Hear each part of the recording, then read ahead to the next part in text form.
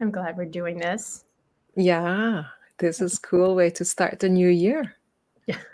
So, hi, everybody. I am Carol Kauffman, the founder of the Institute of Coaching with the wondrous Margaret Moore and the marvelous Susan David. And I am here with Haesun Moon, who has been a regular contributor to the Institute. Keep your eyes peeled for some meta conversation things that she's going to be doing.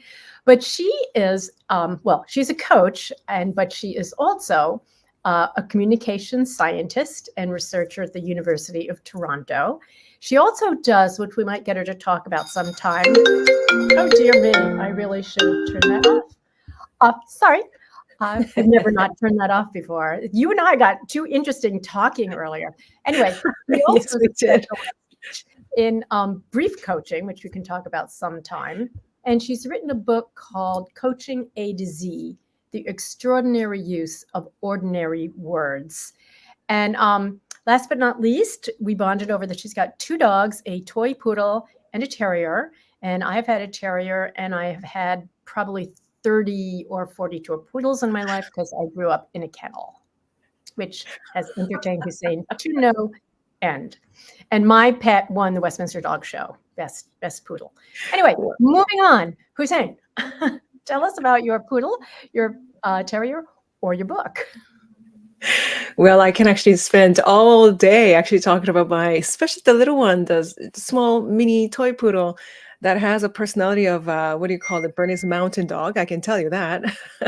And I think the book came out a couple of years ago, actually a year and a half probably. And one of the things that I love hearing from people is how people are using it.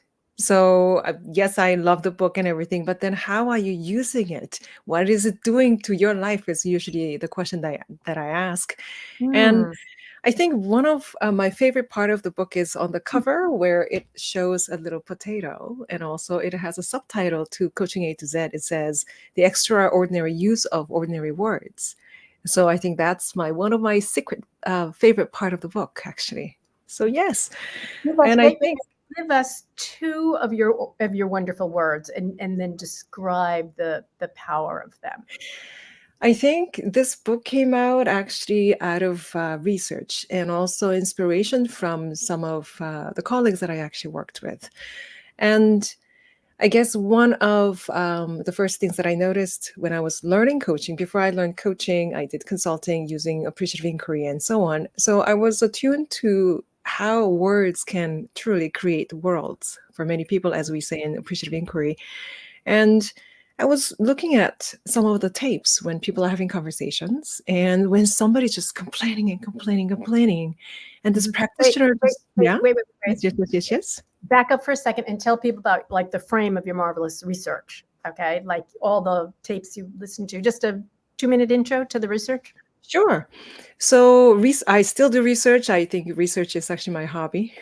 And research that I have done in the past is looking at coaching conversations, therapy conversations, and see what people do in conversations and what that does. So, for example, I don't just look at, as a coach, what did you say? What are you asking? We usually look at what does that do in a conversation. So sure, you ask this, but then what did that do to what the client say next? So this is Mhm. a process research. So when we look at conversations, we look at interactions, not so much of internal process because we have to make interpretations of what might be happening versus actual description of what is happening. So I do interactional research where we look at the impact or effect of what we actually each do in conversations. So when we look at conversations from that interactional lens, what becomes very interesting is you do something and that does something to what the client does next. So I remember one time I was looking at this conversation when client was like the person was just talking about impossible, just the fears and dreads and all this like regrets and just in it. And this practitioner simply said this one line, and they said, "So you clearly know what you don't want. So what do you want instead?" And I Mm. could just it showed on the videotape right after that. What did that do? Right after that, this client started to talk about, well, yeah, I know what I don't want, but here's what I want, and started to talk about Mhm. what they actually wanted.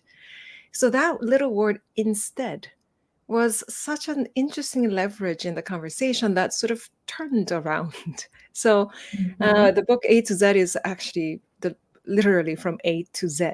So from small words that we use, such as instead, that's actually for I. And it's A to Z of collection of those words that I noticed when I was doing research like that. Although I think there's a bit of danger actually in just picking up a word and start using it, because it's not about the word, it's about the use. Right? So Mhm. yeah, so I love hearing from people how people actually use the book in a very special way. Mhm. But I love what you said, though, is, and this is something we can generalize from, is that when the person said, "Well, what could you do instead?" You saw there was like an instant like light up in the client, and I think that's something we can all notice, like in our own Mm. work. What are the words we say that light up that client, and then notice if you unlight the client, what you might do instead, which brings me to, we can do one of two things right now. Either we could go into like the whole research thing and the five Mhm. modalities, or we could do the thing about the quadrant with the four sets of things to talk about. What would you like to, what would make I you think happy? they're actually connected because I am using the quadrant. For those of you who may not be familiar with the quadrant, um, I have a framework that came out of research looking at those conversations, and it's informed by so many different researchers and researchers. So I use the framework for research. So researching different coaching methods that we see out there. And we're looking at simply with one question. The curiosity that we carry is, are we actually doing what we think that we're doing? And Mm-hmm. how do we actually know that? So the curiosity is that, because this session is titled The Pedagogy of Curiosity. And some of you are like, what are you talking about? What do you mean by that? And it's about um, curiosity as a tool and curiosity as an outcome. So how do we use curiosity as a process, and how do we also build a curiosity actually as an outcome if we are talking about coach training? And then how does that show up in different methods that we use? Because I posted this actually on LinkedIn, and somebody posted, Trevor actually posted, saying, not all curiosity is a good thing. And I completely agree, because curiosity sometimes it's just a plain nosiness. So then how do we build that curiosity and that is useful? So that's what we are looking at, using a very simple framework. So I think they are related, Carol, huh? Mm-hmm. Well, curiosity about what and where we focus our attention. Mhm. Why don't you share a little about that, the quadrants of the different ways that Mhm. can be pulled? So the four quadrant, I call it dialogic orientation quadrant just to make it sound sophisticated, but it's such a simple framework, right? So when I was looking at many different conversations and tapes and so on, it became very clear. And this is not something new, because we know that in coaching we talk about future and past, and that there's a timeline. And this is something I learned actually as early as when I was doing appreciative inquiry, or before then when I was doing sports psychology and so on. So early on, that idea of future focused, and then there's something happened in the past, that timeline is there. In therapy, it's there. Now, what was very interesting is putting on that timeline was one thing, because when you listen to what the clients say, there's a timeline. And what becomes a little bit tricky is when you're listening to, okay, what are they saying that they want? What are they saying that they don't want? And putting that as a preference. By the way, this framework actually has gone through maybe 12 different iterations. So earlier model said good stuff, bad stuff, or not so good stuff on the vertical That's line. sophisticated. Yes, Yeah, keep going. right. And it was like good stuff, not so good stuff. And that was the first rendition of it. And after 12 different iterations, right now it's called this is what I want more. This is what I don't want or want less. So Mm-hmm. when you put it together as a timeline and preference line like that on a sort of quadrant like that, what becomes very interesting is we can look at what people prefer to see in the future as preferred future, and Mm-hmm. what people really loved from their past as something that experiences, thoughts and feelings and interactions that they loved from the past is called the resourceful past. And then Mm-hmm. the bottom quadrants are also very interesting because things that happened in the past that it was not your preference, we called it troubled past. And several iterations ago, that used to be called traumatic past or like regretful past. And you Mm-hmm. see some publications still with those names in it. But right now, I actually call it troubled past because everyone has it.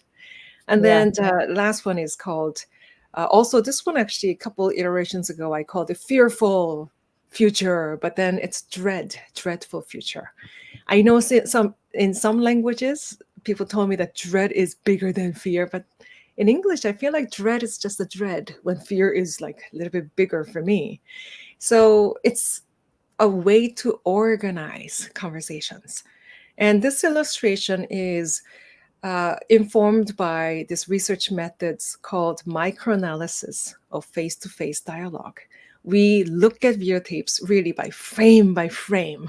And then when you look at it, it becomes really obvious how the impact of what we do influence each other. And the term that I actually name it is interfluence. We influence each other in that interaction. So Mm, interfluencing.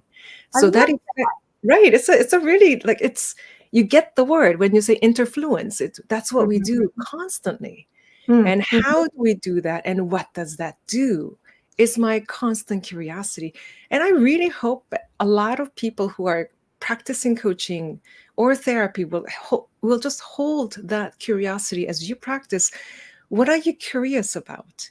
Especially about your own practice, but also as you listen to your clients, which quadrant are you actually naturally most curious about? And how yeah. does it work? I have a horrible story about that actually. Um, back when, but I remember back when I was a clinical psychologist and knew nothing about. I mean, positive psychology was 10 years in the future or so. But I remember one time a client coming and they had the great week, and I remember that I kind of didn't know what to do with that, and I was just waiting for them to tell me a problem so I could do something. And that, of course, is so very, very different now. I also think, though, this model, it's deceptively simple, but very powerful. What's pulling me positively about the future? I'm pulling from my past, worrying, dreading my future. Um, I recently was watching a coaching demo, and it was bothering me. And I didn't have the language to understand why was this demo bothering me. And I realized it was because it was a round robin demo of fabulous coaches, by the way, people that I would go to myself in a minute. But what I noticed in this situation, and partly as a very famous psychoanalyst coach was there, which may have pulled for this, but everyone went for the troubled past.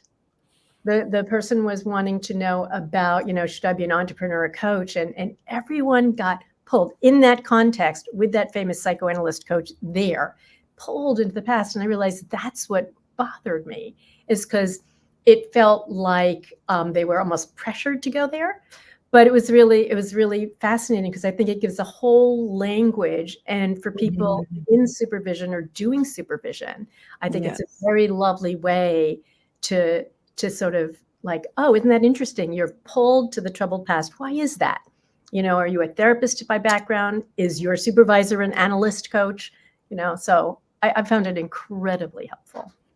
It's so interesting, Carol, because when I introduced this at one of the conferences, somebody came up to me and he said, "Well, it's all about the dreadful future and your troubled past, isn't it?" I'm like, "Excuse me?"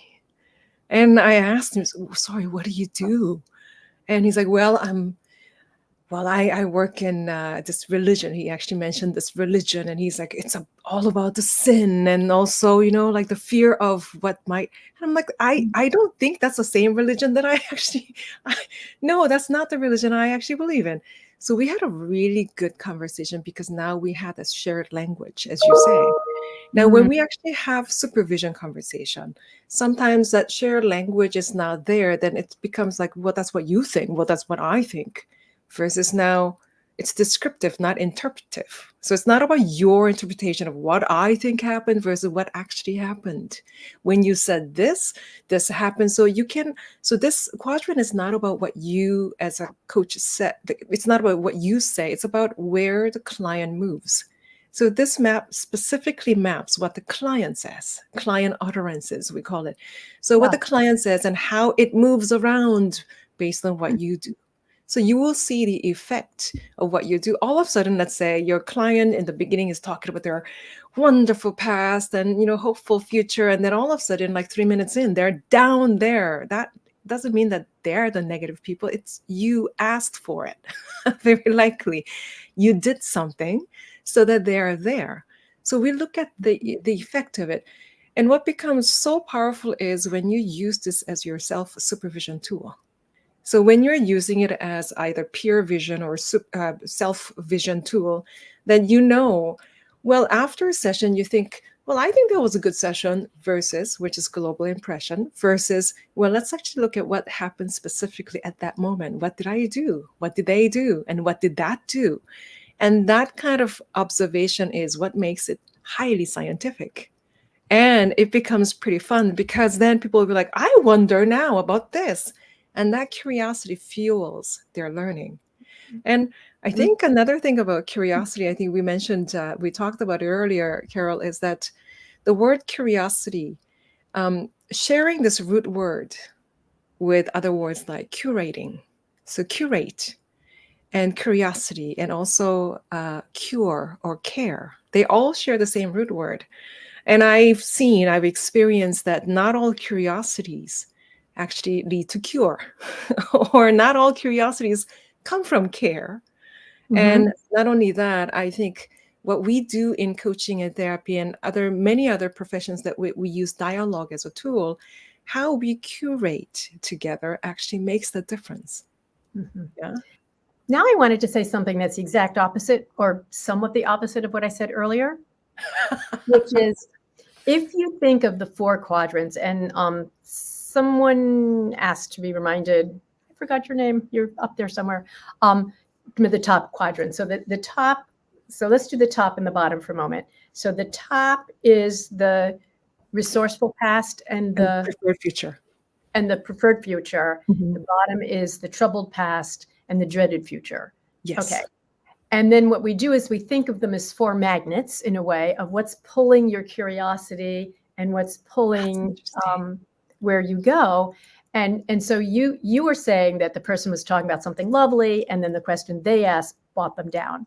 And I want to say, there's three waves of positive psychology, and I think the second wave is really about the more complexity between the positive and the negative. So the Absolutely. other piece is if they go to the troubled past, go with them. Yes. Don't pull up to, but what was good about that? So that's Oh what. my goodness. Yes. So share a bit about that. Gosh, Carol, it's so annoying when people do that, eh? It's like, oh, things happen for a reason. I'm like, no, it doesn't. I have that skeptic, that sarcastic response right out there. And I think one of many, but it's one of the top misunderstandings of using this actually is people say, well, how do we actually keep the conversation above the line? And I think it's borderline disrespectful if you do that. Because when Mm, people tell you their story from their troubled past, or here's what I am dreading, we should not actually label it as negative. That's negative. I mean, who are you to say that?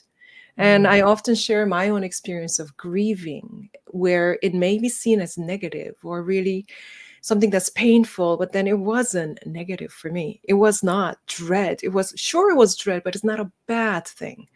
So mm, I think that's the bias that we have, that when people come up with troubled past and dreaded future, I think a lot of novice coaches, they want to run away from it. They want to avoid. It's like, don't go there. But that information has to be acknowledged. And we see over and over again, when you don't acknowledge that information that client is giving you, they are going to make sure you hear them. So they're going to bring it up again and again and again until you hear them. But there is a difference between acknowledging and exploring. You can acknowledge, But tell me more is more exploration. Now the question is that useful? Well, you know, it's interesting. I'm thinking of two things. One is, I think, for those of you here who have not read Susan David's book on emotional agility, or sign up to her newsletter, she talks a lot about accepting your emotions. But the other thing that's really fascinating, so people were talking about this sort of, someone mentioned something about the difference between therapy and coaching. And one of the things that I often will say is that in therapy, you follow the trail of tears with the goal of healing, and in coaching, you follow the trail of dreams, and healing winds up happening. But you just said sort of what's the point? So one of the things that I think is really important, that but people can talk about trauma, as you said, your quadrant used to be traumatic past, and then I think that's really interesting and tricky how coaches deal with that, because there's the acknowledging it, there's the exploring it, and then there's diving down the rabbit hole of it.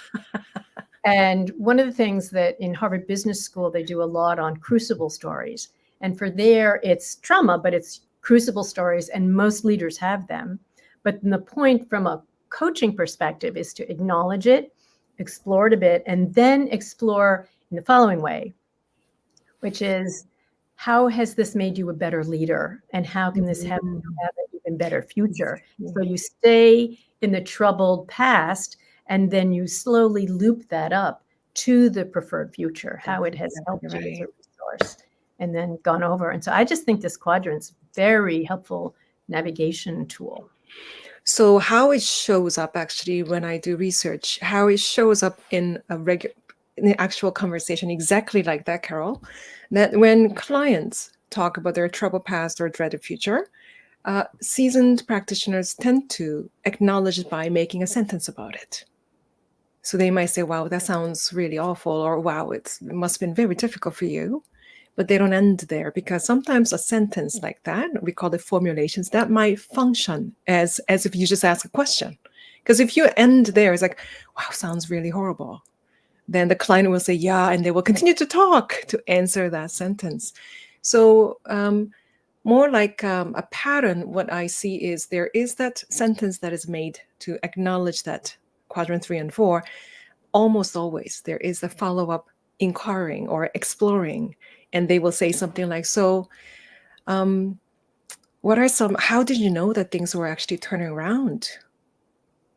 You know, it sounds like you just hit the rock bottom. Wow. But how did you know that things were just starting to turn? Now, that's a very different exploration. Or even when you actually ask somebody, it sounds like a really tough day that you actually had. So how did you manage to get here? So that sentence and then that acknowledging and exploration as a pair is a very solid pattern that we see. Regardless of methods that people are using, we see that a lot more in experienced practitioners, that people do that. There's definitely acknowledging and exploring, and usually the direction is different. And I think I can say direction is different because I'm using this quadrant as a framework for research. So I think the use of the quadrant is really powerful when you're using it to research and also supervision. I see one question here. I think it was Richard. I scrolled up. But how do we use this in self vision? Is self supervision is usually, yes. I record my sessions. It doesn't have to be real client and me coaching. It's Carol and I. We can role play, but I will actually do coaching. We record it. You don't need 45 minutes. You just do like a 10, 12, 15-minute coaching session, and you look at it, because how you remember and how it actually went, there is a gap. And that's the process efficacy, isn't it? So using a simple framework like this, you can actually map it. And we're not judging good or bad. It's just simply what happened here. Is that what I wanted to see, or is it different than what I wanted to see? And that's the efficacy. Yeah.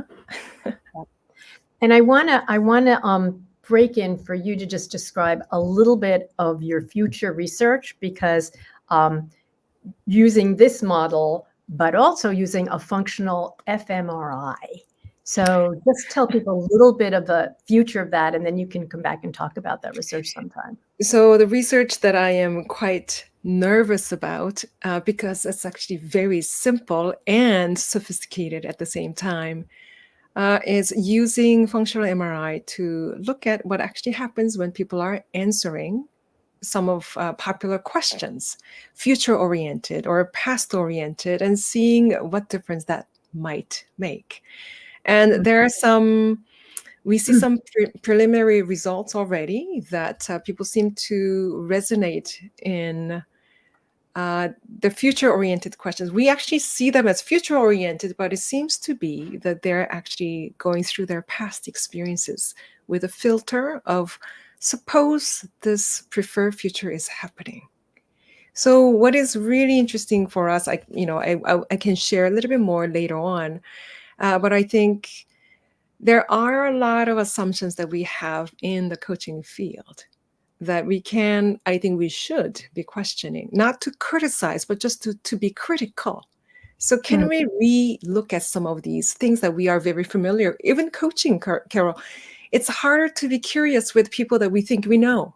Like it's so hard to be curious with my family members because I think I know you. And Mhm. how do we maintain that curiosity? And same with clients. If you're a leader coaching your staff members you've known for 5 years, it's harder for you to be curious. So, how do Mhm. we actually maintain that stance of curiosity? Because then that's going to make all the difference. So, for me, when I hear some words in coaching that I thought, yeah, of course, that's what we do now, I question it. So, one example is it's goal oriented. And I ask a simple question: is it? Ask Mhm. yourself, is it goal oriented? Now, how do we then go about actually researching this? We go to coaching sessions, especially when we look at coaching sessions working with people who are considering medical assistance in dying. Now, do they have goals? And even calling it a goal sounded a little bit disrespectful for me at the time. So I wouldn't call it a goal. I cannot sit down with them and say they're actually expecting to die within the next 6 weeks. And I'm not going to be like, so what's your goal in life? What are you going to say? That doesn't fit anymore. But, Mhm. or teenagers, we ask teenagers about, so what's your goal? They're like, oh, now what are you Mhm. going to do with that information? Now that means it's not the client's fault. Now our job is to create the conversational context where it's easier for the clients to answer it. So now I don't use words like goals anymore, but I use words like, so what would you like to see different? So Mhm. different. Mhm. People seem to have ideas about what they want different. They might not call it goals. And it's actually New Year's. Some of you might actually have resolutions. Some of you do that, or goals and challenges and so on. But I simply call it differences. What do I want different this week? What do I want different next week? And that That's idea of differences, I think, is something that I'm playing with right now. That's my curiosity, beautiful. how that Beautiful. difference shows up in conversations. And I think all of you, all of us here, I would love to hear about your curiosities that you hold right now about your coaching practice. What are you curious about? Right? Mhm. Yeah. What's interesting to you right now, for example? Yes. And also, there's so one of our fellows, Gail Gazelle, used to be a palliative care doctor. So I was thinking of what you were Yes. saying. And she sat down with someone, and the patient looked at her and said, is there any hope? And she said, hope for what? And so that's how do we sort of do that? And so then I've actually used that now when people say, well, what about trust? And I'll say, well, trust for what? You Trust know? for what? So how to just bring that curiosity in. So I see we're heading towards the end of our time. One thing I think would be really fascinating is, Angela Passarelli is sort of our research goddess. Um, and she's done massive work. She actually did the legwork for all of Richard Boyatzis's fMRI studies. It'd be fascinating when your data comes in to have a LinkedIn with the two of you to talk about using the fMRI in research and what you're finding and all that kind of That's stuff. fascinating. So what Yeah. last words do you have for us that you'd like people to leave with and remember, or a particular word? Um, I really hope that people just simply, as a basis of curiosity, actually is difference.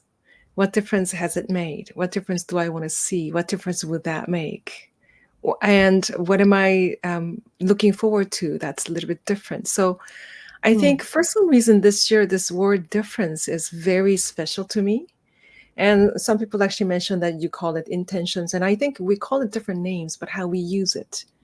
And I Mhm. think I would love to see many of us actually challenging some of these typical things that we hear online and so on. And can we challenge it in a very healthy and appreciative way?